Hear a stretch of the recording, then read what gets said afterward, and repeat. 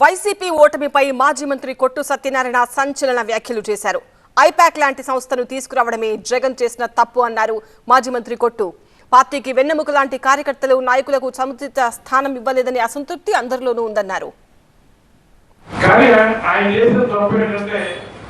పార్టీకి వెన్నెముక లాంటి కార్యకర్తలు, పార్టీని సక్రమ పద్ధతిలో నడిపిస్తున్న నాయకులు, ప్రజల చేత ఎన్నుకోబడిన శాసనసభ్యులు, వీళ్ళందరికీ ఇవ్వవలసిన సముచితమైన స్థానం ఇవ్వలేదన్నది ప్రతి ఒక్కరిలోనూ ఉన్న అసంతృప్తి.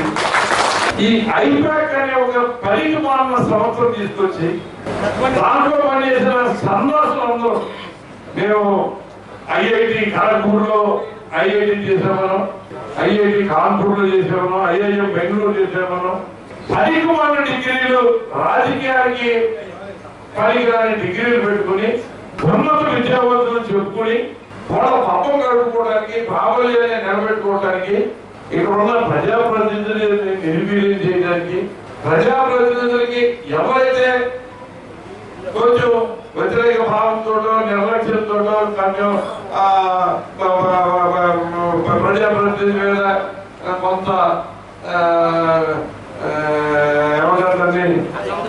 అసంతృప్తితో ఉన్న వాళ్ళని అందరినీ పోగు చేసి వాళ్ళ దగ్గరికి వెళ్ళి వాళ్ళ యొక్క అభిప్రాయం తెలుసుకుని ఇదే ప్రజాభిప్రాయంగా రాష్ట్రంలో ఉన్న శాసనసభ్యులందరి పట్ల నివేదికలు ముఖ్యమంత్రి గారిని పంపారు.